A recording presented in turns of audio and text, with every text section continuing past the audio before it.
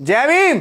साथियों, आपने ये व्यू देखा, ये व्यू हमारे देश की नई सबसे बड़ी पंचायत, जिनको आप तमाम लोग संसद भवन और इंग्लिश में पार्लियामेंट हाउस के नाम से जानते हैं। साथियों, इस नई संसद भवन और पार्लियामेंट हाउस का हमारे देश के सबसे झूठे और भ्रष्ट प्रधानमंत्री दामोदर दास नरेंद्र मोदी जी आने वाली 28 मई को एक खास मौके पर इसका उद्घाटन करने जा रहे हैं। क्या है वो खास मौका? वो खास मौका है कि 28 मई को माफी वीर की जन्म जयंती है, जिनको आप दूसरा नाम वीर सावरकर के नाम से भी जानते हैं। साथियों, वीर सावरकर के जन्म जयंती के उपलक्ष्य में हमारे देश के प्रधानमंत्री नई संसद भवन का उद्घाटन कर रहे हैं। साथियों, मेरा सवाल है इस देश में रहने वाली तमाम जनता से, जो लोकतंत्र में विश्वास रखते हैं, संविधान में विश्वास रखते हैं। साथियों, आप जवाब जरूर दीजिएगा। क्या इस देश में भारत के संविधान के बिना लोकतंत्र की परिकल्पना कर पाना कहीं से भी मुमकिन लगता है? और लोकतंत्र के बिना किसी भी न्यायिक व्यवस्था का होना मुमकिन लगता है? और न्यायिक व्यवस्था के बिना क्या संसद भवन स्थापित हो सकता है? तो जितने भी बुद्धिजीवी लोग हैं, हालांकि कुछ मूर्ख भी यहां वीडियो देख रहे होंगे, जितने भी बुद्धिजीवी लोग हैं वो यही कहेंगे कि हाँ, संविधान के बिना लोकतंत्र नहीं है, लोकतंत्र के बिना न्यायिक व्यवस्था नहीं है, और न्यायिक व्यवस्था के बिना तो संसद भवन का कोई औचित्य ही नहीं बनता। ये वही पार्लियामेंट हाउस है जिसकी ओर बाबा साहेब अम्बेडकर इशारा करके कहते थे कि मेरे समाज के बच्चों, आपको इस देश का शासक बनना है, और इशारा करते थे उंगलियों से, जो उनकी अधिकतर प्रतिमाओं में आपको देखने को मिलेगा। ये वही भवन है जिसके अंदर बैठ के आपके पक्ष में और आपके विपक्ष में अधिकार सुनिश्चित होते हैं।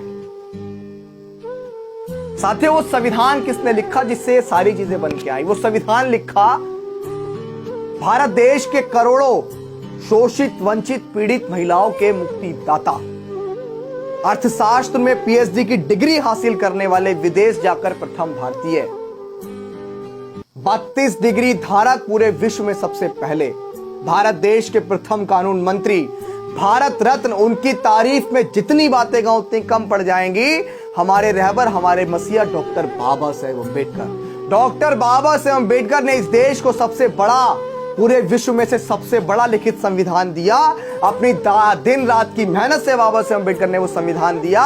उसी बाबा साहेब अम्बेडकर के दिए संविधान की वजह से लोकतंत्र स्थापित हुआ, लोकतंत्र की वजह से न्यायिक व्यवस्था स्थापित हुई, और उसी न्यायिक व्यवस्था के चलते आज तमाम तरह की चीजों का शिलान्यास किया जा रहा है। बहुत सारी चीजें बन रही हैं, सदन बन रहे हैं, हजारों करोड़ रुपए खर्च हो रहे हैं। लेकिन उसी पार्लियामेंट के अंदर बाबा साहेब अम्बेडकर की प्रतिमा क्यों नहीं?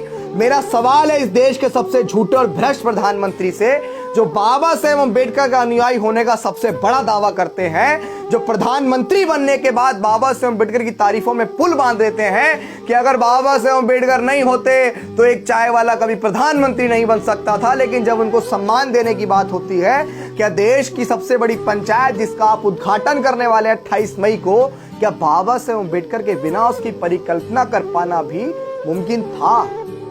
साथियों, ये पुराना संसद भवन है।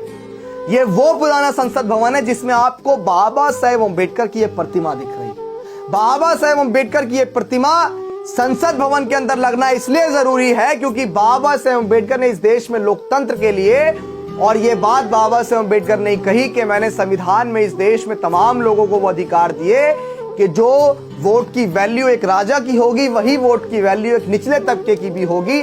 और अब राजा रानी के पेट से पैदा नहीं होगा, वो पैदा होगा तो बैलेट से पैदा होगा, लोकतंत्र से पैदा होगा। राजतंत्र नहीं चलेगा, लोकतंत्र चलेगा। उस लोकतंत्र की नींव रखने वाले मसीहा की प्रतिमा पार्लियामेंट के अंदर ना होना क्या बाबा साहेब अम्बेडकर का अपमान नहीं है?